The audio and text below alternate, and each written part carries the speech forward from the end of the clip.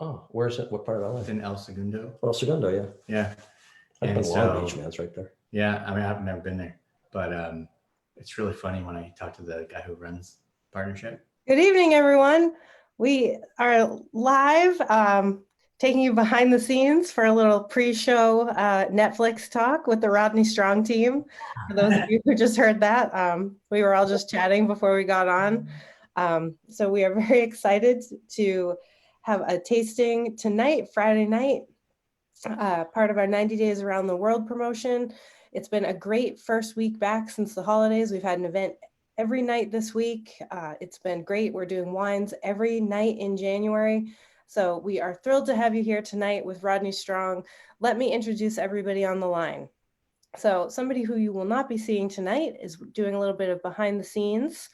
We have Chris, the Director of Communications for Rodney Strong. He is with the guys over there navigating the camera. We also have Patty from the New England. Oh, there he is. There's Chris. We have Patty. She works for Rodney Strong here in New England. We have the Director of Winemaking, Justin. And we have Ron, the Rodney Strong wine educator. You have me, Carol Ann. For those of you who have been to some of our events, you may recognize me. Hello, welcome back. You also have Chad from our wine marketing team.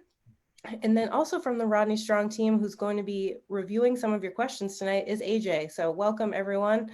We're so excited to have you all here tonight. It's going to be a really fun presentation. I am going to open up the deck in just a second. And so just before we went live, excuse me, we were all talking. And so Ron and Justin were saying that if anybody has a question tonight that stumps them, they're going to give you a cool little Rodney Strong branded prize. So get your questions ready, guys. Wine questions, none of those other weird questions, just wine questions. Let's be specific. Yeah, wine questions. So get ready to try and stump them. Leave your questions. A lot of stuff I don't know about a lot of things. 1 + 1. Yeah, wine plus, that's it. Exactly. So leave your questions in the chat here on Zoom. Leave them as a comment on Facebook. I'll be monitoring the questions that come in through Facebook and sharing those as well. So let me just pull up the deck. This is going to be a fun evening. We really appreciate you guys joining us tonight, Friday night. Just you gotta know where to go. It's all right. It's not Friday yet, so we're still working. That's true. It's only Friday afternoon for these guys. It's still sunny out here. Yeah. We're indoors, but it's nice out. Okay, so welcome everybody. We're live at the winery at Rodney Strong in beautiful Healdsburg, California in Sonoma County. Happy to have you here. We got a bunch of fun wines to taste. Hopefully you'll all participate. We'll have a little bit of fun. Before we get started with the wines, we're gonna look, as we always do, give you a little rundown on the history of the winery, which is kind of amazing. The Sonoma County wouldn't be the same had Rodney Strong not come here in the mid-60s. He's the real pioneer in Sonoma County history, post-prohibition certainly. And if you talk about California wine and who was really important in getting California wine off the ground in the 70s, 60s and 70s and 80s, you know, you always think about Robert Mondavi and you think about Andrei Chelichev, but you also have to throw in Rodney Strong. He was originally a dancer and a great dancer, a fine dancer. Studied with George Balanchine and Martha Graham, so he was the major leagues of dancing, a very accomplished dancer. And he decided after working in some vineyards in France when he was choreographing at the Lido in Paris that he wanted to become a winemaker. So he married his dance partner, Charlotte, and he came to California in the 60s, mid-60s, and decided to start making wine in Tiburon, California, just over the Golden Gate Bridge from San Francisco. That was his first winery, Tiburon Vintners. And from there, he founded the winery where Justin and I are sitting right now in the 1970, which became Sonoma Vineyards, which then became Rodney Strong Vineyards in 1978.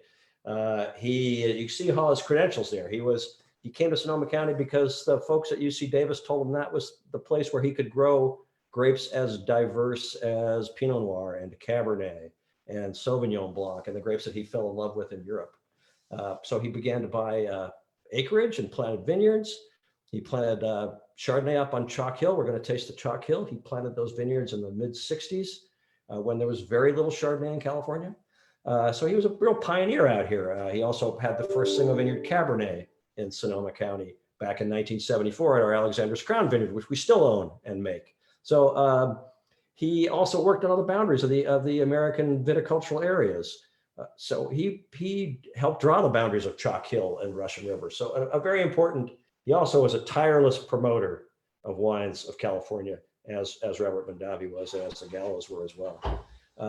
And then as we move along, when Rod, eventually, in 1989, the family that currently owns the winery, the Klein family, wonderful folks, they're fourth generation farmers. They own thousands of acres in the middle of California of all kinds of crops.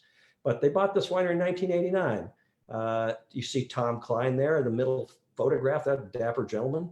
He's run the place for the last 31 years, getting into 32 now. And he continued this great pioneer tradition of Rodney Strong, of always pushing the boundaries, always thinking about vineyards, always caring about the land, always thinking of new innovations, trying to make better wine every single vintage, and conserve the environment. We're the first carbon neutral winery. I mean, we've done all of those things for a long time and always have. And then he was lucky enough to hire Justin here, who's taken the wines up to even another level with his spirit of innovation. If we move on to the next slide, you can see a lot of, those are, we talk about Davis too, because we're gonna taste one of his Pinots. I forgot about, Davis was my first landlord. When I moved to Sonoma County, that wonderful gentleman on the right-hand side with the hat on, that's Davis. He made the first single vineyard Pinot Noir in the Russian River back in 1973. A remarkable guy, a funny guy, a charming guy. He was one of my heroes. Once I got to know him, I admired him. He was a wonderful guy. So when he sold his brand, he sold his property to some other folks. We bought his brand back in about 2008, something like that. 2007. 2007. Like I said, we're close. We got the brand, and we bought his remaining inventory. And Davis always hanging around, keeping an eye on his name, and helping Greg Morthal and Justin talking about Pinot Noir and talking about how to make better wines. And he passed away a couple of years ago, 3 years ago now, I think. He was 92. A remarkable guy. My favorite quote of his is the same. I say this all the time. He used to say, "Any idiot can make wine, but he better be a tireless idiot." And he was proud of the fact that he was a tireless idiot. He would be the first guy to tell you that. So if we go to the next quick page, we'll let Justin talk here about what we've continued to do in terms of innovation here at Rodney Strong. So I'll let Justin deal with that a little bit, and then we'll get on to the wines quickly. Yeah, so keep both Rodney and Tom's focus in check. I try to push that envelope every single day. And so some of the things we've done is we've developed and built now, a couple of years old at this point, the largest square tank fermentation cellar in the world. That's important because most wine is still produced to this day in round fermentation tanks made of anything from stainless steel to concrete to wood to resin, plastic, you name it. But as you look at other ways to do things and you look at other shapes and technologies, you can really improve not just the quality of the wine, but the efficiency and the sustainability of your process by utilizing your space better. And so that's one of the things we accomplished with this boneyard cellar, we like to call it, because it was an old building that we reinvented to be one of the most state-of-the-art wineries in the world.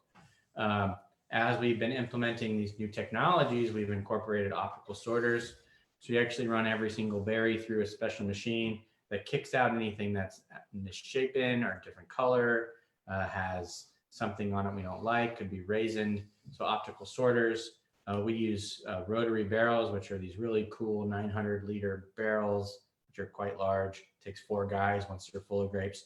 And they rotate. There's no pumping action. It's very natural to make Malbec, which is a technique we learned in Argentina. I helped invent an egg-shaped fermenter that was made of oak and stainless steel, since I'm a winemaker that doesn't like concrete. And in addition, we've done other things like plant some of the best vineyard sites in Sonoma County. So the most notable one is the Cooley Ranch, which is, I like to call the last great vineyard ever to be planted in Sonoma County, which I understand is a bold statement. but what we accomplished cannot be accomplished again because of regulatory changes in the world we live in. So it's a 20,000 acre property that we did 10 years of R&D to find the best 200 acres. And we planted these sites at high elevations of up to 2,040 feet and incorporated the best soils and aspects that we could find, which are currently producing the best wines that we make. We've also done things like pioneer the newest AVA. So Rodney was the founder of some of the most notable ones like Russian River Valley and Chalk Hill. But we have not forgotten that. And I was the founding president of the Petaluma Gap, which is the newest AVA in Sonoma County, and spent years of time to get that on the books. And it was the first new AVA that was established, which was done in 2018, after about a 10-year break of AVAs being produced. So it was a pretty big milestone to get that through the Washington, given everything that's going on there. So it was a lot of tenacity. Lately. Yeah, there's a lot of tenacity. You know, we literally went to Washington and worked with our congressman and Mike Thompson and Jared Huffner and others. Drank a lot of wine with those guys to get there, to finally get it done, which we did in 2018. Yeah, so we've again, it's all about making the best wines we can make. And we'll find that out as we taste these. Somebody's mentioning that, so you have to stump us about wine, not about the temperature in Concord, New Hampshire. Although I would have guessed 29. My hand to God, I was going to say 29. I don't know why, it's my favorite number for no reason. Okay, so it's 29. That's not so bad for January. There's a question, what's the biggest myth about drinking wine? That you can do too much of it. I like that. That's totally That's a a good lie. I don't know anybody ever tells you that. Don't believe them for a moment. Lots. There's lots of myths about wine, but it's kind of hard to think of them off the top of your head. But I hear people say things all the time that I mean, tell them my it's favorite silly. myth is that it has to be complicated. The There you best go. wine in the world is the wine you like best, period. Oh, geez. End of story.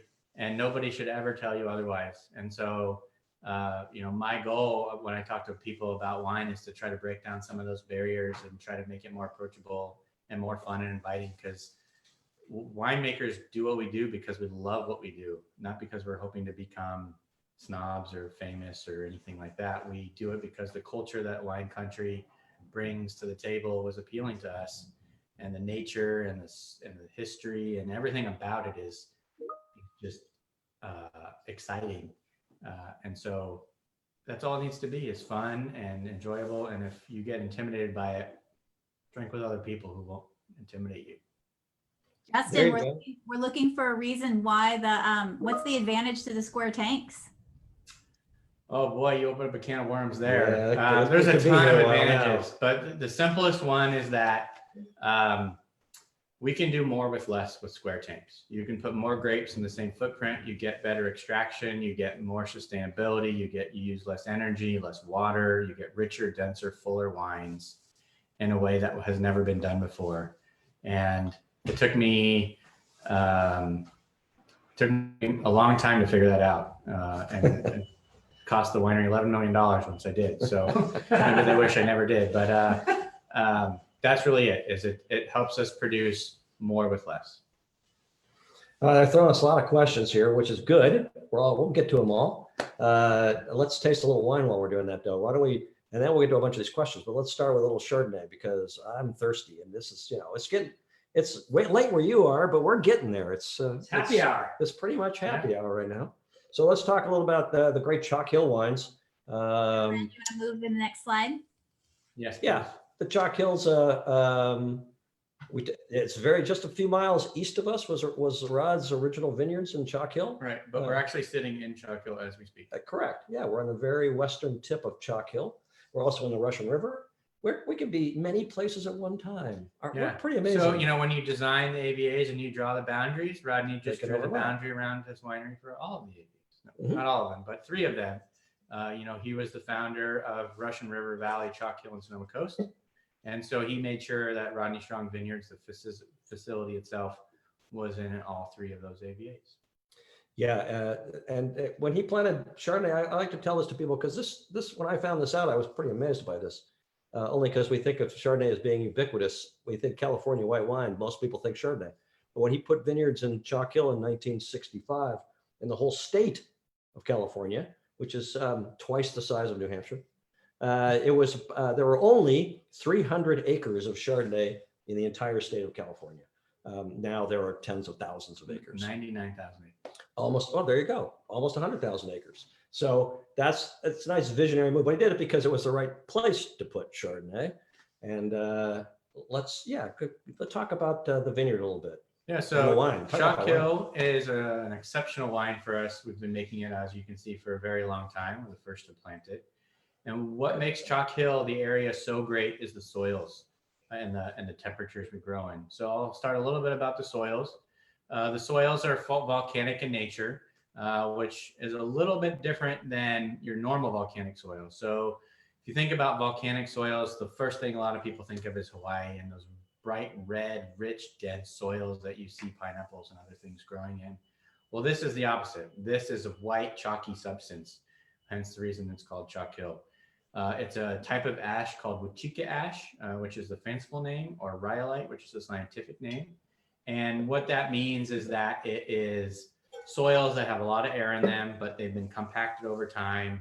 And this volcanic material fell predominantly in the Chalk Hill area, which is a pretty small space. It's about 2 miles wide north-south by 7 miles wide east-west. So in the grand scheme of Sonoma County, it's pretty small.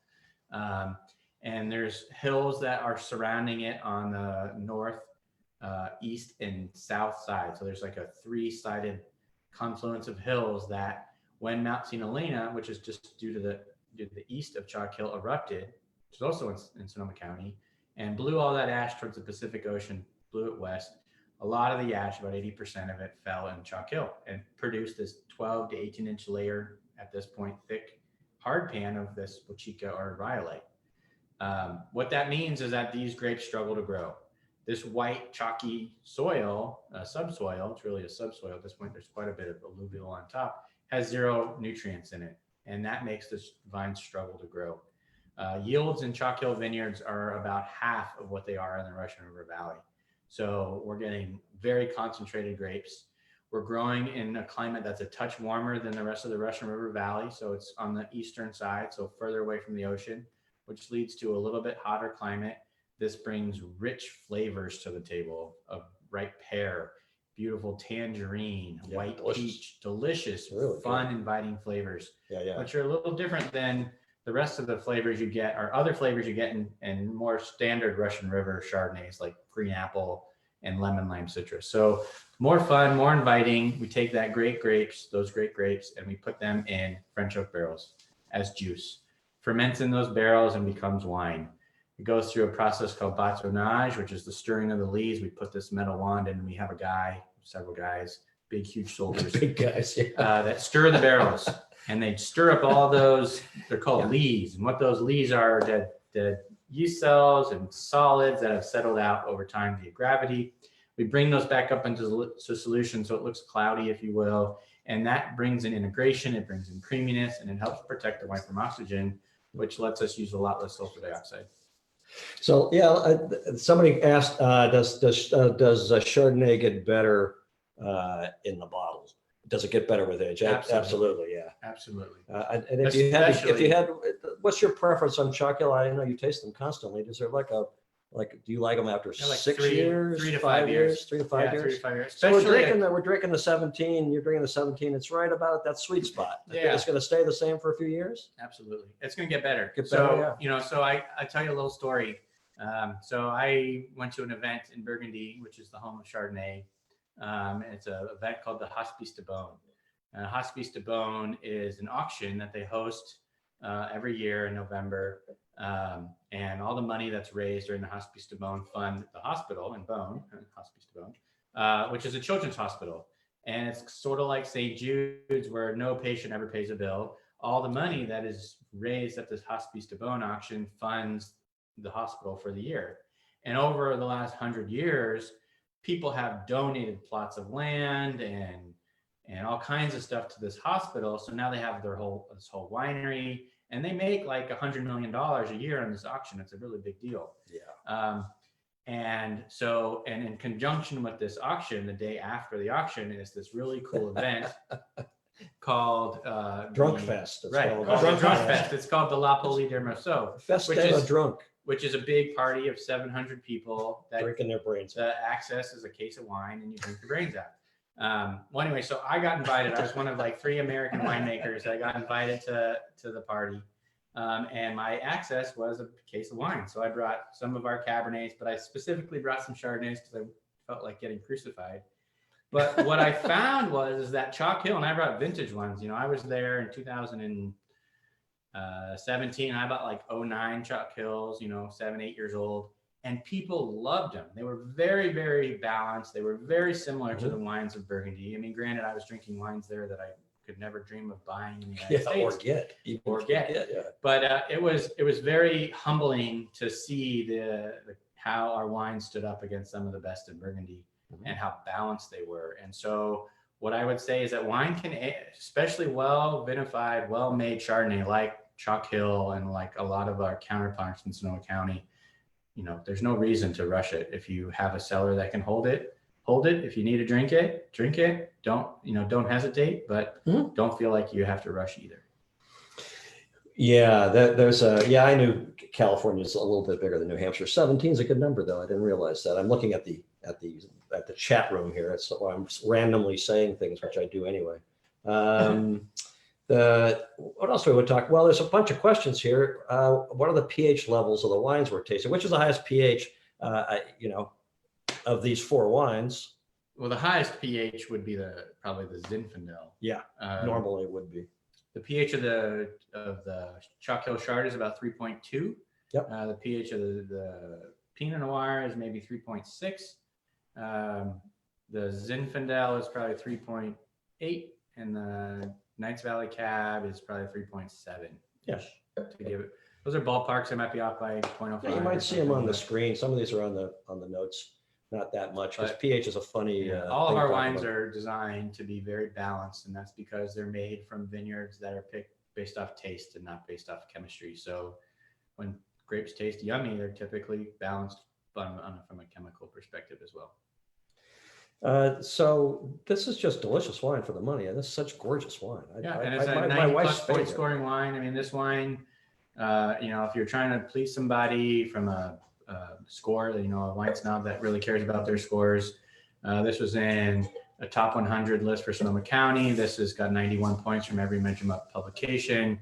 I mean, it checks all those boxes. It's also from a certified sustainable carbon neutral winery. So if you're worried about those things, we are a level 2 certified sustainable winery, one of the only in Sonoma County. And we also are a carbon neutral winery as well. So and it's less than $20 for all that. And it's less than $20 for all that. Yeah, that's a deal. Somebody's asking about the most planted grape variety, not varietal, please. Grape variety in Napa Valley. We don't care. Well, but I know the answer, which is Cabernet. I don't care. About 80%, 60, 65, 70%. What's the most planted grape in Bordeaux? I don't know. I stumped him. I get a prize. Cabernet, but Cabernet. Counts if you stump each other. If it's not Sonoma County, we don't care. All right. So I care, but I don't care right now. Do we want to go on to the next wine? I love this Chardonnay. My wife absolutely has a dying. I'm actually going to go back a little bit. Really, just wanted to attack that question with about the most planted grape varietal in Napa Valley. Yeah, go for it. The reason that's a good question, which I applaud whomever asked it, and the answer is easily Cabernet. And it highlights the reason that what we're showing you today on this tasting with only 4 wines, which is only a fraction of what we actually produce, shows you why Sonoma County is such a great place to grow grapes and make wine. So if you think about Napa Valley, while there are several great wines produced there, it's really a Bordeaux producer. And for the most part, it's a Cabernet producer. I mean, how often, other than maybe Kongsgaard, Chardonnay, do you hear about that exceptional Napa Valley Chardonnay? It's always that great Napa Valley Cabernet or Napa Valley Red Blend like Insignia or something like that. And that's because the type of climate, for the most part, that Napa Valley brings to the table is key for Bordeaux varietals. They can grow world-class Cabernet all day long. Yep. And there's no denying that. But when you come to Sonoma County, He made a bunch of them. I used to make a bunch of Made a them bunch when I of worked for Robert Mondavi Winery. Pretty good wine. Damn good wine. When you come to Sonoma County, you can grow world-class Chardonnay, whether it be in Chalk Hill or Sonoma Coast or Russian River Valley. You can grow world-class Pinot Noir, which we're going to show you with this Davis Bynum. You can grow great Zinfandel and cool climate Syrah and amazing Riesling in areas like Petaluma Gap and Sonoma Valley. And you can grow some of the best Cabernet in the world. And we're actually proving that as we speak on the international stage with wines from both Alexander Valley and Knights Valley, all of which places we grow grapes and make wine from. So while Napa Valley definitely grows great Cabernet, that's about all they do. For the most part. I mean, there's exceptions to that rule, but not on a great scale. If you come to Sonoma County, you're going to find the likes of Rodney Strong and all our diversity, but you're also going to find the Verités and the Littorais and the Paul Hobbses and everything in between. That's going to check all of those boxes that you may be looking for. So leave the dark side and come to the right side, which is Sonoma County. No shade. Yeah, it's somebody in an earlier question mentioned the volcanic soils. Did that affect the Pinot Noir? Well, there's very little volcanic soil, and a lot of Chalk Hill has that stuff, but the rest of the county there's very little. So our Pinot Noir isn't affected by volcanic soils at all. Very little. I mean, so this particular doesn't affect it, vineyard really. that this comes from, or one of the biggest portions of this vineyard that comes from, which is our James Ranch, which is in the very heart of the Russian River Valley called the Santa Rosa Plain.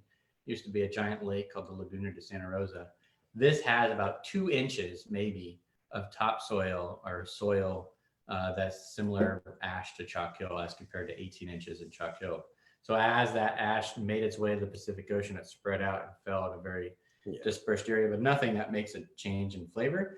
The only other areas that are volcanic in nature, there's a little section out somewhat near the coast called the Wilson Grove, and it had a vent actually underneath it where when the eruption of Mount St. Helena happened, a lot of that ash was blown up, but some of that ash was actually blown in like minor, like tunnels, if you will, that forced this Wilson Grove area section of Sonoma County to be developed, pushed it up.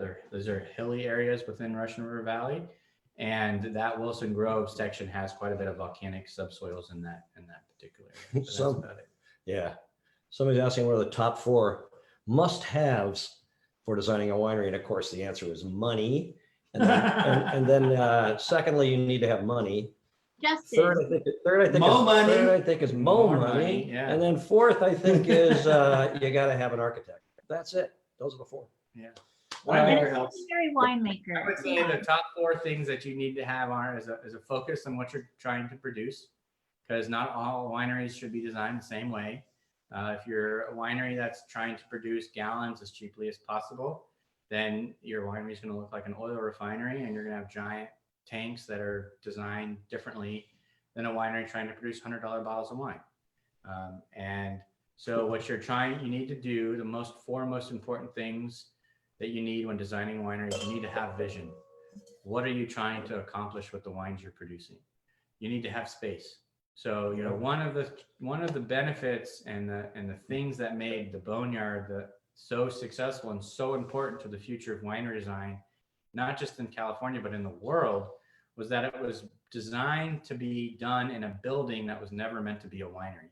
And so this was important to a lot of people because there's a lot of wineries that are in historic building. A great example, which was the second, I consulted on the project, and it was the second winery that incorporated tanks that similar to what I invented, was a winery in Napa Valley called Farniente, which is in an old monastery. Yeah, that's cool. And that winery has a footprint. They can't change it. It's a building built in the 1850s, right?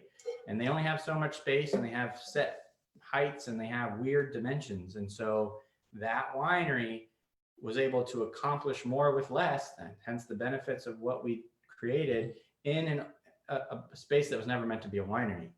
Another winery that I helped design that also is utilizing this technology is another winery in Napa Valley called Castillo del Moroso, which is a castle, like a medieval castle that they literally brought over stone by stone from Europe and built this castle in Napa Valley.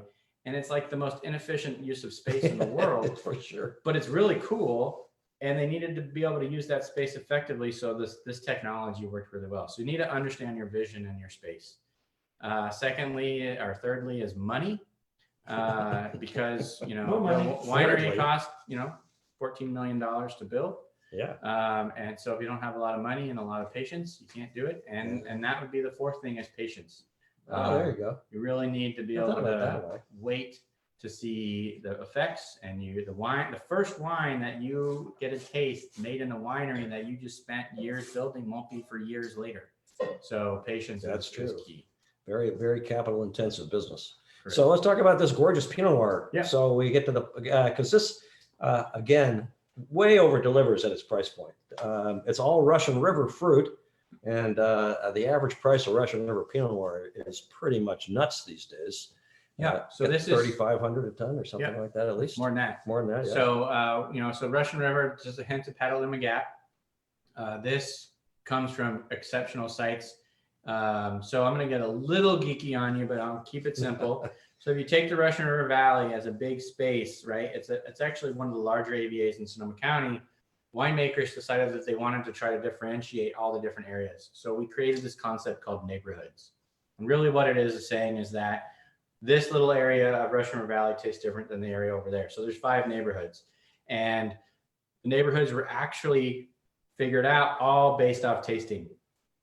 So there was a group of about 50 winemakers throughout Russian River Valley that got together and tasted for years, literally years, all the wines we were making from different vineyards throughout the area. Tough gig, man. And Tough figuring gig. out how they differentiated themselves. And so the 5 neighborhoods are the Santa Rosa Plain, the Middle Reach, the Laguna Ridge, the Green Valley, and the Sebastopol Hills. Mhm. You may hear other winemakers talk about them on all your different calls as you watch these things. And so where we choose to source fruit for this wine, there's 2 of those neighborhoods. One is the Santa Rosa Plain. Typically, the Santa Rosa Plain is the oldest area for Pinot Noir in Sonoma County, and that's because it's flat.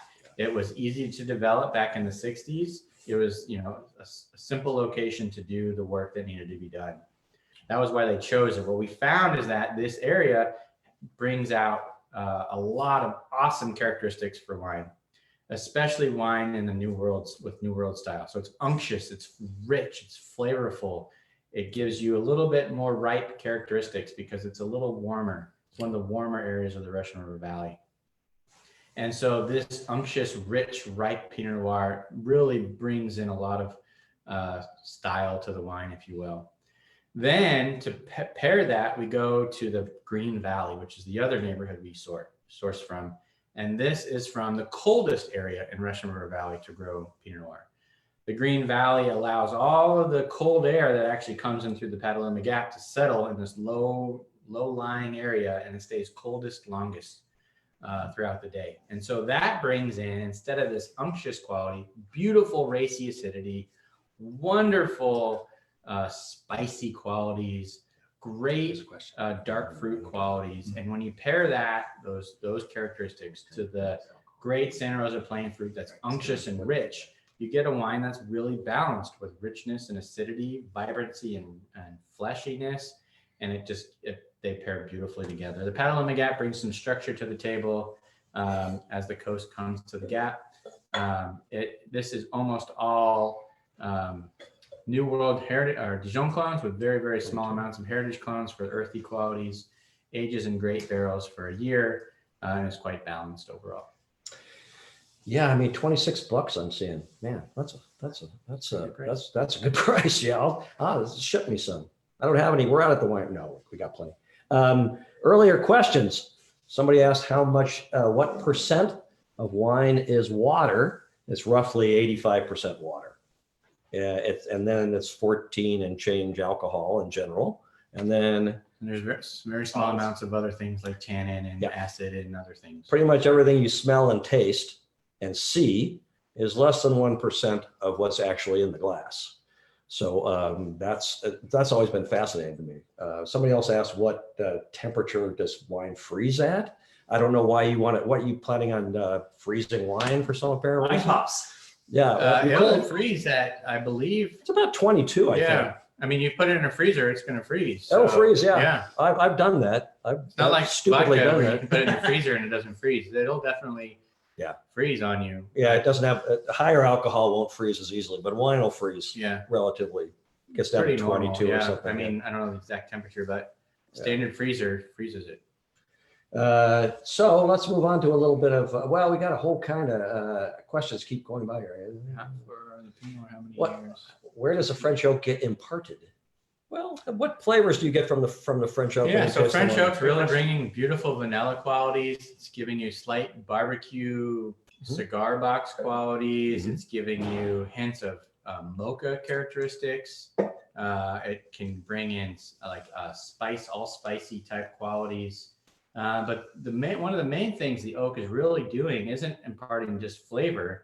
It's softening the wine and helping it integrate. So when you make a barrel, it's all these pieces are called staves that form the shape. Well, between all of those pieces, small amounts of oxygen make it into the wine. It's called micro-oxidation. So between the micro-oxidation and the fact that wood has tannin, just like grapes do, it's just a little bit different, that wood tannin binds to the grape tannin and softens up the wine. And so it takes the edge off, and in addition to softening up flavor. And that's why when you see in the description that it's 31% new wood, we don't want that much new wood because we don't want to impart too much flavor, but we still want it all in barrel so we can take advantage of the micro-oxidation and the fining characteristics that the oak can bring to the table. And so the oak is doing, and in addition to all of that, it's acting as a storage vessel. So it allows us to keep the wine in a building in barrels, so it's not all in tanks. So oak does a lot of things, and when people think about that, a lot of times it blows their mind. But it's an important tool we use, and it's a very expensive tool we use. I mean, as a winery, we buy 11,000 barrels a year, spending more than $9 million on them. And that's a yearly expense that, doesn't last forever. Our barrels typically last us about 6 to 7 years, and then they go off for Scotch production and we replace them. We have the cycle that they go through, and we need all those old and new barrels for wines that some may be aged in 100% new oak, like our reserve wines, and some that are much less, like our Sonoma County tier wines, which are about 17% new oak and everything in between. Jill made a good point. We don't think about wine freezing when you live in California. You're in New Hampshire and you leave it outside. Yeah, it could freeze. Right. So good point, Jill. Way to go. Thank you for that. Yeah, that makes total sense. Another question from our Facebook feed is, how do vineyards keep up with wine trends when great wines take years to ferment and create, much less plant? And That's a great question. And so the best answer that I can give for you is that we make place-focused wines. So we don't follow trends. Right. Wineries that are very trend-focused are wineries that are producing wine from what's called bulk wine. So they're buying wine and making it at the moment it's going to be bottled. They're not invested in wineries, they're not invested in barrels, and so they don't take the same approach we do, which is growing it ourselves, investing in the vineyards, investing in the winery and the barrels, and being patient and making wines that are focused on place and focused on a historic style, very classical style. So we would call Rodney Strong and Davis Bynum a very classical winery that doesn't really change our style. You might find vintages that over time use less or more oak. Alcohol may change. You'll find some vintages in the mid 2000s when alcohol was the rage, where you could find a 15.5, 16% alcohol wine, where now we're back into the 14.5 range. Those are stylistic changes that happen over time and change of winemaker and philosophy. But we don't worry about that all of a sudden Prisoner is the hottest wine in the world and we're going to make a wine like Prisoner. We do what we do, and we've done it for 63 years, 62 years, and we're not going to change that to follow a trend. Yeah, good thinking. Trends in wine change too quickly to try to catch up to them. I always tell people wineries, it's sort of like music. It's like writing. It's like poetry. You make You make what you want to make that's as good as you can make it, and your audience finds you. You go out chasing audiences, you're going to ultimately fall on your face and be bored. What I will say though is that while we're not changing a style, I would say that the American wine consumer is maturing very quickly, getting hipper to great wines. And so it's becoming less and less about I'm drinking my Napa Valley Cabernet, and more about I'm drinking a wine I really like. That the winery is important, the winemaker is not important, and it's the winery and the place that are becoming important, and less about actually what's in the bottle from a composition perspective. That's why I think you're seeing the predominance of red blends, because the consumer in the United States is becoming similar to the consumer in Europe, where they're more drinking wine for enjoyment. They're drinking wine with food and with family and friends, and they're doing it less from an ego perspective and more from a cultural perspective. And so they don't care that it has 100% Cabernet. What they care is that it's coming from a sustainable winery that's family owned and coming from Sonoma County or Napa Valley or Paso or whichever location that is important to that particular consumer. And so I would say that evolution bodes well for us, because what consumers are learning is that quality in the bottle is more important than ever. As a recovering sommelier, which is what I did most of my life, I'm now in recovery. What makes a winemaker important is that he knows he's not important. Trust me. I know a lot of really important winemakers. They don't always make the best. They almost never make the best wines. Aside from that, that's personal editorial, which we'll let that go. How many years of the Pinot Noir to peak? I'm a guy, and Justin, I think, kind of agree about ages of wines. I like them relatively young, but for me, great Pinot Noir from California, I like it about 6 years from the vintage. Yeah. That's the sweet spot, I think. I would say any wines you're buying post 2010 are going to last you longer than the wines that you bought in the 2000s. Yeah, they get better at wine, a lot better at winemaking. Yeah. Yeah, because we went back to more balanced and less alcohol, and we're it's not saying we're making low alcohol. We're not making 12% alcohol wines. They're still 14%, because that is, in my opinion, important for structure and viscosity. But we're not trying to make Pinot Noir taste like Cabernet anymore. And that used to be a focus. In fact, for those of you out there that are really big wine glass fans or snobs, they actually created a new wine glass for Pinot Noir, because Pinot Noir kept changing. So they actually make a Burgundian shaped wine glass with a tulipped top, because they needed to blow the alcohol off, because Pinot Noirs, and it's actually based for Oregon Pinot Noirs. It's called the Oregon Pinot Noir glass, but it did work well for some California Pinot Noirs as well, because they got so extreme in their alcohol. And when you have that tulip-shaped glass, which concentrated those flavors, it was too overwhelming for that type of wine glass. So Riedel makes a glass for that, if you will, which is kind of fun. Well, let's move on to we'll get to all those questions. We just like to move along in the wines, because we got wines to taste. I'm a Zinfandel person. I've always loved Zinfandel. I've always thought it was the most neglected of the great red wines of California. It has everything you want in a great red wine, I think. I don't think it's any lesser a wine than Cabernet or Pinot Noir, depending on what you're having for dinner and what you want to do. I think it's one of the world-class grapes that is vastly looked down on, and there's no reason for it. And here's a good example of that. This is our Old Vine Zin. This is delicious. I love Zin. Everybody's in love with the notion of Old Vine Zin. I'm not convinced that Old Vines make better wines. Justin could disagree with me. I will say that if a grapevine's in a place for 100 years and has made great wines for 100 years, it's in the right place. Yeah, Is the age the difference? Right. So I think what I'd say, so we have vineyards in this wine that go back to 1904, but we also have vineyards planted in 1945 and 1976 and 1972. And so I would say the difference between the 1904 and 1945 Zin, which is in Russian River Valley, and the 1972 and 76 plantings, which are in Chalk Hill and in Alexander Valley, I don't see a difference from the actual age. Okay. What I see is a difference from the place. The place, right. And what I find is Zin does really well in an old style farming called head train pruning. These vines have just crazy complexity due to the way that the grapes ripen and the types of shade and the amount of sunlight that gets into the clusters. They're humongous clustered grapes. Zinfandel is a big cluster, so it's very susceptible to botrytis and rot. And so it's actually, a lot of people like to say Pinot Noir is one of the hardest grapes to grow.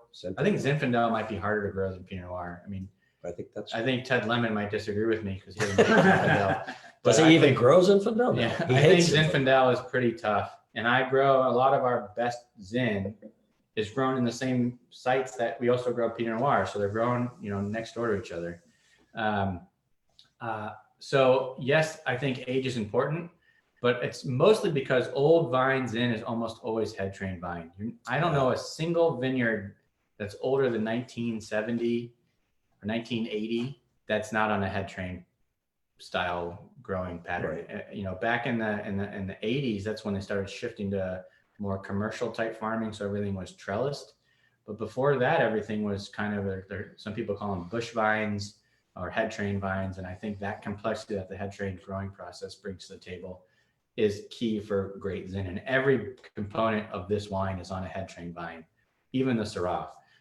Which is really cool. Syrah grows in one of our state properties called our Hubbard Ranch, planted in 1976 on old rootstock. Most of this Zin is growing in very gravelly soils, which means that it's very resistant to phylloxera. So it's on AXR rootstock, which is almost unheard of on anything but Zin.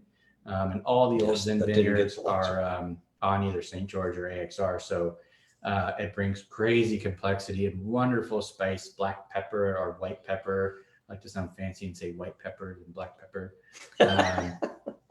That's so fancy. It makes people very excited typically. Yeah. And I make this wine to be very, very old world and very claret in style. So a lot of New World Zins are high in alcohol, very high in alcohol, and all American oak because they want that really sweet, jammy quality. Right. I go away from that. So this is a claret or like a Bordeaux style wine. It's mostly French oak. It's picked at pretty reasonable sugars. But due to the head train process, there's plenty of raisins which pop, which is why it's still close to 15% alcohol.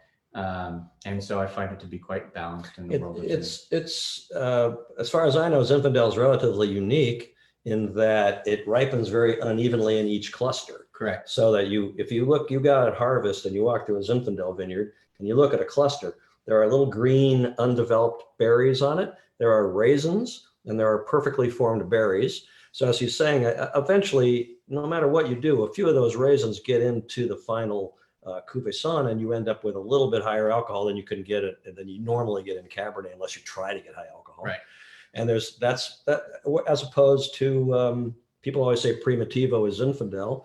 It's a clone of Zinfandel. Primitivo doesn't ripen unevenly. Primitivo ripens very evenly, like most varieties. Correct, but that's mostly because of the way it's trellised. That's too right. And so one of the reasons that a lot of Zins are very high in alcohol is because they're trying to get a uniform ripeness, and in order to do that, they end up getting a lot of raisins.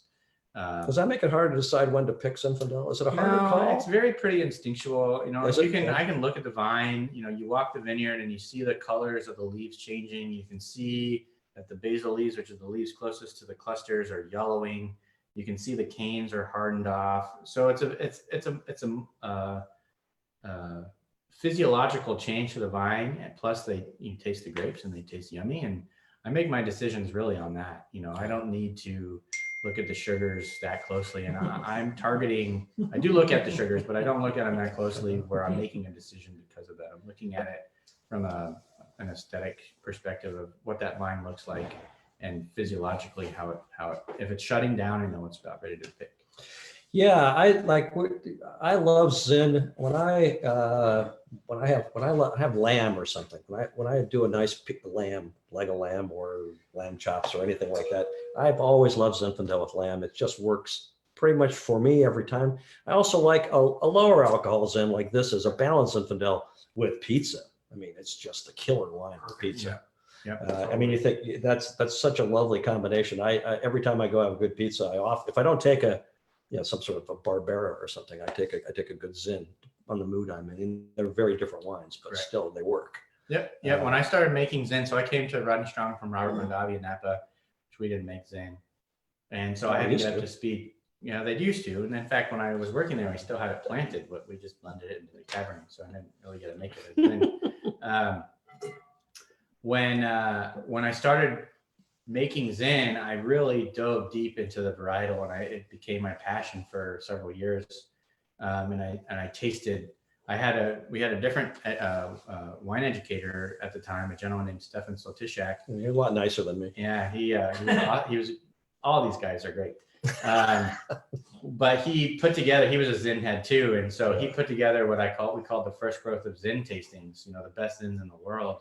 And it started as 24 wines, Which is all California, pretty much. yeah, well, a couple of Italian wines. Yeah, there's one or two. But yeah, mostly California, and we whittled it down to like 10, which became my first growth sections, and then we whittled it down to my favorite 6, and then I went to all 6 vineyards and I worked with those winemakers to learn what they were doing, and I took little bits and pieces of each of their production styles, which became our Old Vines Zin philosophy, and it involves using Pinot Noir barrels instead of Cabernet barrels for the old wood. It involved using French oak instead of American oak. It involved picking at 24.5 bricks instead of 27 bricks, like a lot of people pick at. Yeah. It involved aging it for 18 months instead of 8 months, like a lot of people age theirs in.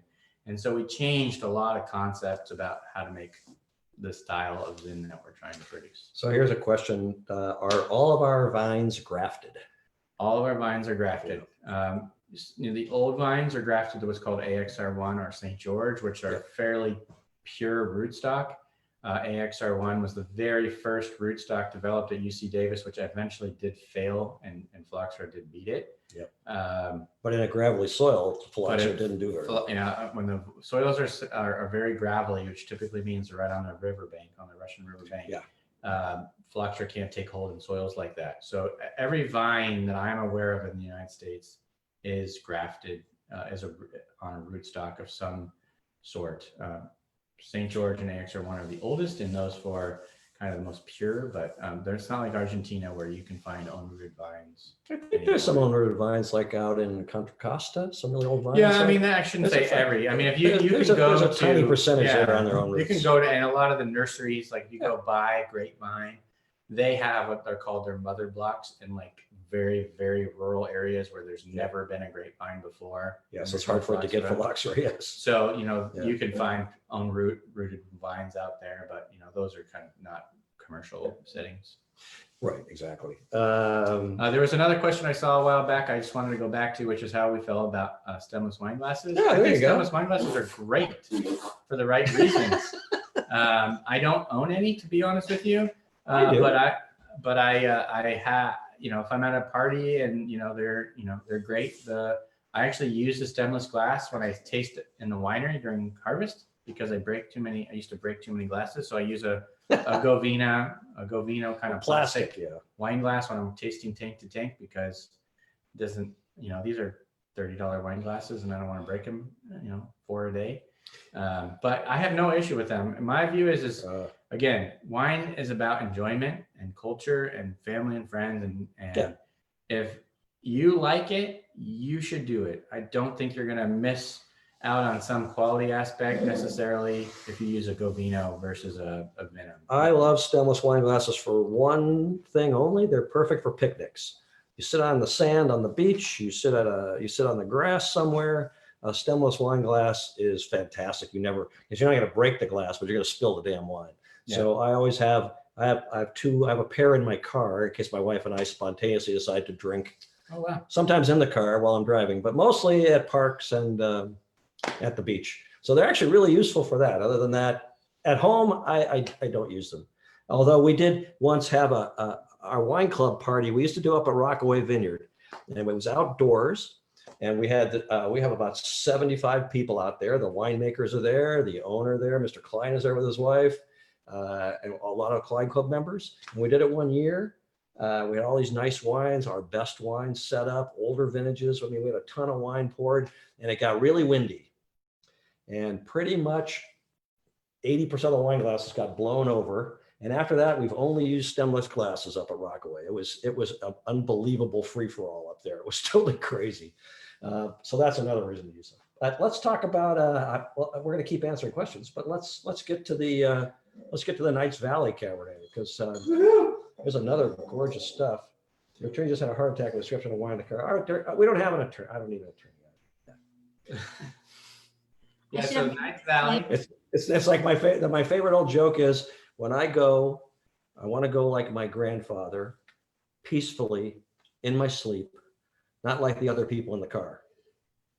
$21. This wine's a steal. Yeah, so Ninth Valley Cabernet is a pretty small production for us. We make less than 10,000 cases of this wine. It comes from the Ninth Valley AVA, which is it's the furthest eastern AVA in Sonoma County. So it's the hottest and the highest in base elevation, and that's important because those hot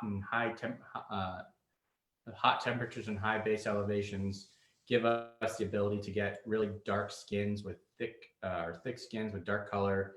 And the fact that it is a true valley, so it gets very low, very cold at night, but very, very hot during the day because it's so far away from the ocean, leads to really intense flavor, but very good acidity because it doesn't lose the acidity at night. This comes from one vineyard site called Bavarian Lion. It's owned by this really cool guy named Pierre Ehret, who is a German gentleman, but I like him because he's a race car driver. He's lots of cool cars. I forgot. And so he's actually literally got a racetrack in the vineyard. So every time I go out there, I always go to see if he's driving around one of his fancy Ferraris or whatever. Rarely do I catch him there because he's normally in Germany during Crush, but he is there sometimes. Anyways, back to this wine. The Ninth Valley really leads to a milk chocolatey quality and a really blue fruit characteristic to the wine, unlike Alexander Valley, which might give you a dark chocolate character and like red fruits or black fruits to the wine. This wine has more tannin than an Alexander Valley Cabernet due to the hot temperatures. So it's got big, bold shoulders, but yet due to the fermentation style we do soften that up quite a bit. And for me, Ninth Valley is one of the most quintessential places to grow Cabernet in Sonoma County. This was an AVA founded in 1983 alongside Chalk Hill and Russian River Valley. But it's sort of one of the least known AVAs amongst all of them. There's only a couple wineries. I think there's only 3 actual wineries there. Something like that. One of them is kind of one of the most famous, which is called Peter Michael, and this vineyard is directly across the street from Peter Michael, which makes some wine called La Pivot and some really killer wines. They're a little bit more expensive. Just a little bit. They're a little bit like $200+. It's like New Hampshire and California, like 17 times more expensive. Somebody's asking, I saw something. Oh, when did Rick Sayer start here? 1979. Rick was here for 40 years, and Justin took over for Rick. And he's still our winemaker emeritus. Correct. Yeah. So Rick came on in 1979. He still comes around. We can't officially became the winemaker a few years later after Rod relinquished that title to him. And then he gave me the reins of heading Rodney Strong Vineyards in 2015. He mentored me for the last 10 years and is still a great friend. And Rick is probably the reason we are as successful as we are today, because he pushed the boundary like I'm trying to do today. And he was very stubborn and didn't let our quality ever slip. And, that's a testament to us having a winemaker as consistent as Rick for 40 years. When I took over, first winemaker change in 40 years was some pretty big shoes to fill, and still trying to fill them. Yeah, I mean, Rick, it was fun when I started working here about 6 years ago, and Rick was around, and I'd met him before, but he one of the living history of Sonoma County, as Davis Bynum was when I met Davis. They go back to right when Sonoma County started. He studied under Andrei Chelichev, and he had a million stories, and winemaking was so different. So it changed way more rapidly than it is now. But from that era, his 40 years, winemaking it's completely, utterly, it's a different game altogether. Yeah. One of the last things that we did together before he kind of retired was we put a vertical of the Alexander's Crown Cabernet on the table starting in 1976, which is even before Rick's time, and brought it up to current.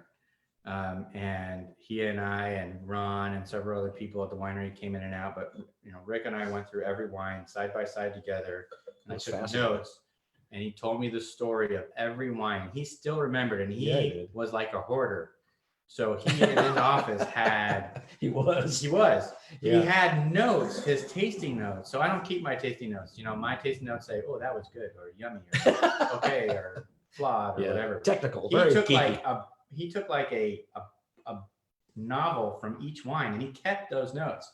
And so as we went through the entire history of pretty much of Rodney Strong Vineyards for our most famous wine, and he went back to his notes and he read off all those details, and I actually did take notes that day. It was mind-blowing to understand how things changed in the world of winemaking over time and how ownership changes. So Rodney Strong is a historic winery. I don't think people realize that. We're 60 plus years old. We had a passionate winemaker and founder in Rodney Strong who went bankrupt twice. And in the process of his bankruptcies twice, we were owned by a tool company from New Jersey who didn't know anything about making wine and never stepped foot in the winery. And then we were owned by a beer company, Guinness. And then we were owned by the Klein family. And through all those ebbs and flows, Rick was here. Yep. And he dealt with budget cuts, and he dealt with not having hot water, and he dealt with changing of vineyard sourcing and changing of styles and understanding what California could do, and phylloxera and mealybug. And there was a big scandal back in the early 80s where there was a nursery called Sonoma Grapevine that supplied most of the county with flawed vines, and so they all started dying, and then leaf roll. And I mean, this guy lived a life that I look forward to living one day and being able to tell my next winemaker the stories that he told me. And tasting through the wines and that learning that process was probably one of the best days in my winemaking career. Yeah, I've been around a long time, and that was an extraordinary day for me. It was a real gift to sit with a guy that made every one of those wines and could remember every detail of it, how they made it, what they were doing. And if he didn't remember it, he had notes. Yeah, he looked it up. Cool. I don't have notes, so my guy's screwed. I was going to say, so when you get to that 40-year part, Yeah, you got nothing. I got nothing. You got notes, Justin? Yeah, it's yummy. Yeah. That's all I got. That's all I got. Good for you. So there's a question, what does the Malbec bring here? So Malbec brings a fleshiness and a added fruit to the table. I love Malbec. This Malbec grows at about 700 feet in elevation, which is not super high. We actually grow Malbec on one of our estate properties at over 2,000 feet, which is the same elevation as Mendoza, Argentina. But this particular Malbec is a very old planting. This is called Clone 4 Malbec. It was planted in the late 80s. So it's one of the oldest plantings of Malbec I'm aware of. And in California. Mm-hmm. And it really brings this sense of flesh and sense of unctuous juiciness to the table to kind of counteract the structure that the really kind of big, bold Cabernet brings to the table. I mean, I've always thought Malbec always brings a lot to Cabernet, and Cabernet often brings a lot to Malbec. Right. I mean, it's a lot of Malbecs have a little bit of Cabernet in them too, because the match just always seems to work. Yep. So there's another question: what goals in winemaking want to still? There's another one before that. There was somebody who asked. I wanted to ask about. Do we have any wines that we don't use added sulfites? No, we add sulfites to all our wines. However, that's a great question. By the time you get the wine at your table, if you tested it, you would not find any sulfites. They get absorbed very quickly. They get absorbed pretty quickly. It's an antioxidant process. A lot of people are a little bit afraid of sulfites because they think that they bring headaches and other problems to the table. And what we've learned is that all of those issues are actually caused by something called a biogenic amine. It's a compound in wine that is created during the secondary fermentation. A lot of people don't realize, but wine goes through two fermentations. The first is a primary fermentation, which is when the sugar is converted to alcohol. And the second fermentation is called a malolactic fermentation. This does not use yeast. This uses bacteria called Enococcus.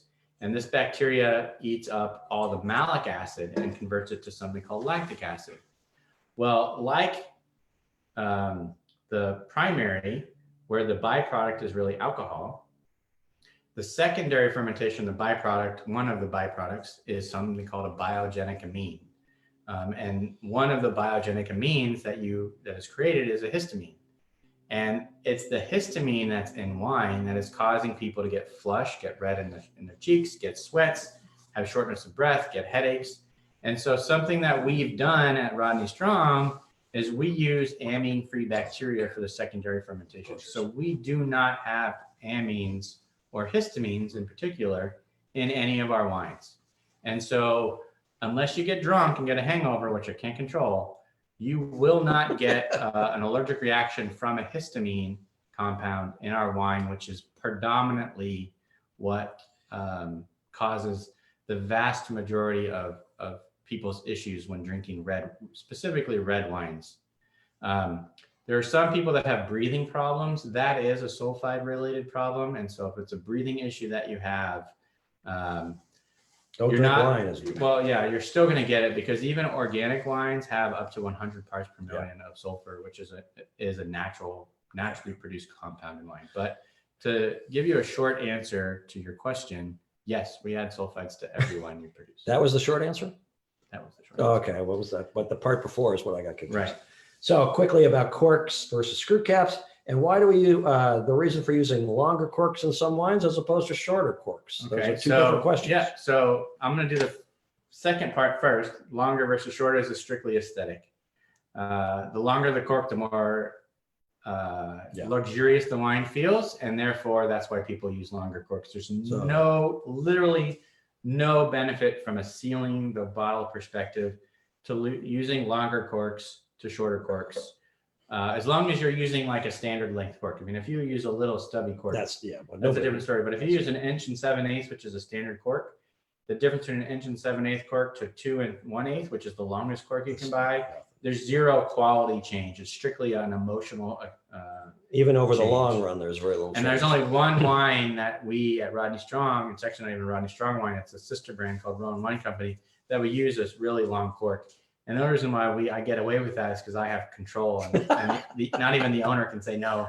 And I like the characteristic of the longest cork I can buy. I'm guessing he could say no if he wanted to. He probably could. Yeah, I'm guessing.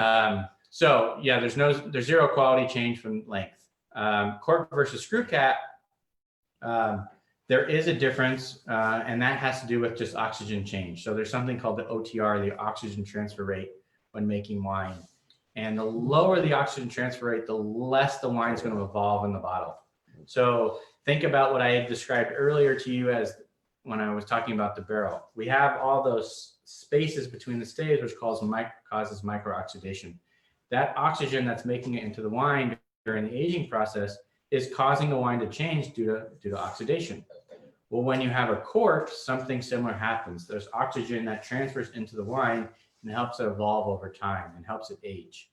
Well, if you have a screw cap that has 0 OTR, which only one type of screw cap does have, which is called a full tin line screw cap, which is what we use in the wines we put a screw cap on, they are going to stay the same, assuming that seal stays intact, from the day you bottle it to the day you open it. That means if you bottled that wine, and let's hypothetically say, in our case, this is not hypothetical, it's real, that you bottled it very cold with an elevated carbon dioxide level, so a little bit of CO2, which is what we do for our rosé and our Sauvignon Blanc. That carbon dioxide, which is important to the quality, is going to stay in that bottle whether you open it a year or a month after you buy the wine. It's going to stay constant. In a cork finished wine, that won't be the case. That CO2 would dissipate, and the wine will start to evolve over time and change. And depending on the type of wine you're making, that may or may not be important to you. A Cabernet, you may want to age and evolve over time. A Sauvignon Blanc, you may want to stay fresh and vibrant over time. And so it depends on your targets. Now, there are types of screw caps you can put on a bottle that will allow a certain amount of OTR. Right. They're called VinPerfect caps, and so they're using different layers of a mylar substance which lets oxygen in. And so people like a Plump Jack, for example, who make a Cabernet with screw cap that still wanted to evolve like a cork, can accomplish that goal even with a screw cap. And so those are different philosophies or concepts that we think about when making wine. Backtracking to questions earlier that we were being reminded of, which is good. talking about chilling wine in a refrigerator or in the freezer. There's not a huge difference. What matters is the temperature of the wine when you serve it. Wine geeks like us, we're pretty picky about the temperature of wine is served at. First of all, you never want to serve any red wine. 70 degrees is the upper limit. Once you get past 70, alcohol starts to volatilize more profusely, and you start to put your nose in it. It smells like alcohol. So if your house is warm in the summer and you're drinking a red wine, make sure the red wine is cool. And if you don't have much time, you throw it in the freezer for 15 minutes and cool it down, or 20. If you have time, you put it in the fridge for an hour or whatever you have to do. So it's all about getting it to the proper temperature. It's not about the speed so much in that situation. Or if you have the ability to store it in a wine cellar or wine refrigerator, keep it at 55 degrees. Or a snowbank. Or a snowbank. Now, Jill's pretty obsessed with, go outside, Jill, for God's sake. Jill, one of the things we love to do on our Facebook page is you can post a picture of a Rodney Strong wine in different environments. And we have people that do it in a snowbank or on a beach or in an ocean or whatever. So, share with us. Oh, somebody asked, I don't even know what this means. Somebody asked about the specific gravity of the Davis Bynum Pinot. What is specific gravity? So I don't know that. specific gravity is really the alcohol level, or it's associated to the alcohol level. Why didn't you just ask that? I don't know the exact specific gravity, but it's like 0.89975-ish, somewhere in that range. I thought it was a little closer to 0.789. It has to do with the density. And so a lot of people measure alcohol. In fact, the way alcohol is measured through a lot of people is through something called a densitometer. And then there's a mathematical calculation that calculates the actual alcohol. And so it's related to the alcohol. It's about 14.5 is the alcohol, which would correspond to about 0.9775. Jill, do you actually, when you use the snowbank, you pay attention to the color of the snow, I assume, but let's, I'm assuming, maybe not. If somebody asked earlier, we get this question every time we do this, so we'll give you the answer. Everybody wants to know about the effect of fires last year on everything. So I'll let Justin speak to that. So the answer was they were impactful, very impactful. We lost about 50% of our grapes to the fire. Now, the vineyards are fine. The smoke, not the fire. Smoke damaged about 50% of our grapes. So we lost 6,000 tons of grapes. So our vintage will be very small. But what we did do is we tested everything, and everything we did pick is clean. And the vintage itself, Xing out the fire, which was traumatic, was actually very good vintage. And so the wines are delicious. And so while the vintage will be small, it will be very mighty, and the wines will impress. Now, every publication in the world is going to just destroy the vintage only because of those 4 days of fire. But the vintage is a lot longer than those 4 days of fire. And so what I would say is that it'll be a lot like the 2000 vintage, for those of you who do remember that, which was panned by everybody on the planet. And 2000 Cabernets from both Napa and Sonoma, you couldn't give away. That's right.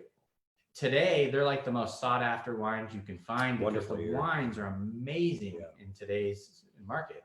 Granted, 20 years from now, but they were amazing 10 years ago. I remember when I got married in 2008, at the time I was still working for Robert Mondavi, and the 2000 Robert Mondavi Reserve Cabernet ended up being my wedding wine, the wine on all the tables, because I was able to buy it for $15 a bottle from the winery directly with my employee discount. And I mean, this was a wine that was in these beautiful wood 6-packs. So we got all the wine in the 6-packs, and we used the wood boxes in our decor and everything. Well, I bought extra. Well, I didn't think I'd have extra. I thought we'd drink it all, but we didn't drink it all. So we had extra. And I mean, until, to be quite honest with you, I lost my house in the fires in 2017. I still had some left. And when I needed money, I called my friends and said, "You guys want to buy some wine?" So typically they wanted the 2000 Cab because it was so good. That they didn't want the 04, which was like the 95 point number 9 wine in the world. They wanted the 2000 because it tasted better. And I think 2020 vintage is going to end up becoming something a lot like that. It won't be popular out of the gates, but give it some time and it'll be a rock star. Yeah, and that's why we talked earlier about Napa's kind of a Cabernet neighborhood, and they had a lot more trouble with smoke because that's what they left. They leave the grapes out longer often, and plus they were closer to the fires, so they had a lot tougher time. Yeah, so Pinot Noir was by far hit the hardest. Chardonnay was hit a little bit, Sauvignon Blanc a little bit. High elevation Cabernet was hit hard. So Yeah. we lost all our high elevation cab. And then actually a lot of the Petaluma Gap wines we lost all our Petaluma Gap wines, and Sonoma Valley lost a lot of wines as well, because they had fires on both sides in Sonoma Valley, both the Hennessy fire in Napa and the Walbridge fire in Sonoma. And there was another fire, a third one that people didn't really hear much about, which was the fire down in Marin at Point Reyes, and that fire actually blew the smoke north towards us. So Sonoma Valley Carneros got smacked pretty hard. Yeah, no fun. It's agriculture. That's what happens. Yep. It's always something. We will survive and recover. That's the beautiful thing about owning your vineyards and being picky and realizing that the idea is to make the best wine you can, and quantity isn't the point. Quality is the point. Right. And that's what they do around here. And these wines are showing great today. I hope everybody agrees with that. What did we? What we're going to be the new Bartles and James. I'm old enough, but he's not nearly old. No. And I don't know. I'm probably too old, actually. I don't think anybody stumped you guys, though. Was there anything that anybody else asked? Everybody was. Well, they were. We thought we'd be asking us more really weird questions about wine, but that's okay. Specific gravity was pretty good. Specific gravity. I didn't even know what that was. Got that one. Yeah, Justin got that one. How do you define specific gravity? I don't know. So the other thing that you should know is that we make more wine than we actually bottle. And that allows us to sell what doesn't make the cut off to other people. So whenever you ship wine to another winery, you have to measure the specific gravity so you can measure the weight in the tanker. And so we actually need to know that information further regularly. Specific gravity feels heavier since the beginning of COVID. I'm at least 20 pounds heavier. Yeah, well. Yeah. Good point. I hadn't thought about that. Pass the wine. Okay, so there you go, Patty. You can nominate. I asked the targets. Okay. So anyway, anybody else? Anybody have any more thoughts or comments or questions or criticisms or tips on races coming up at Santa Anita? I don't know what that means. What is the meaning of life? Drink a lot of wine. I was going to say it's supposed to have a meaning. Now you tell me. Sure. I'm meaning. young enough. I've already learned it. Just drink a lot of wine. Oh, that's the mean. No, that's the point of life. That's not the meaning. Oh, is that the same? Well, the more wine you drink, the more life feels great. That's the specific gravity of life. Yes. Is drink more I like wine. it. Yeah. That's going to be my bumper sticker. Yeah, you'll be driving. Ratio of the density of the wine to a measured standard of the wine. Thank you. I was hoping somebody would throw that out there because I'm a wine guy. I don't know. He knows chemistry. I don't know. The more you, there you go. So thank you all for joining us. We hope you had fun. We had fun. Happy Friday. Stay safe. Have a great weekend. We enjoyed it. We hope you come out to the winery when you're ever in California.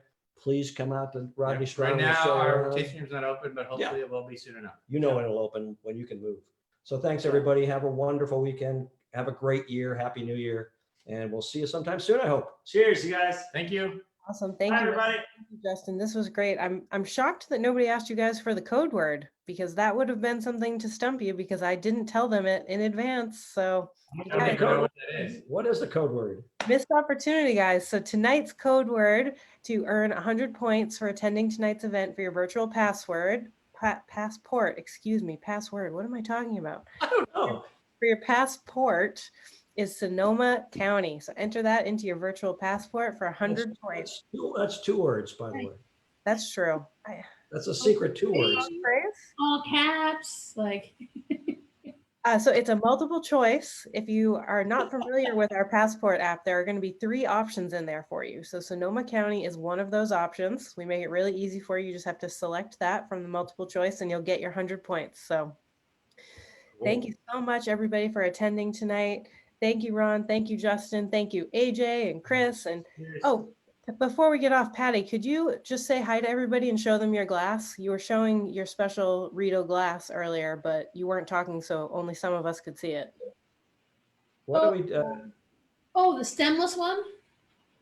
No, it was like a bulb, I think you called it. Or I think Justin called it a bulb glass. Yeah. Tulip. Yeah. Tulip. Tulip, sorry. Yep. There you go. Patty, in the tulip glass. Yeah, they call it that because you put your 2 lips on it. Yeah. Oh, perfect. You know any tulips So or oaks there, stupid. Ron? Not for publication, no. That's I got two here. separate link. All right, everybody. Thank you so much for tuning in. We hope we Bye, guys. Have a great weekend. We've got 5 wine tastings next week, so we will see you again soon. Bye-bye, everyone. Happy weekend. Ta-ta. My pleasure, Kellen. Nice to meet you. Thanks, guys. Bye. Bye-bye.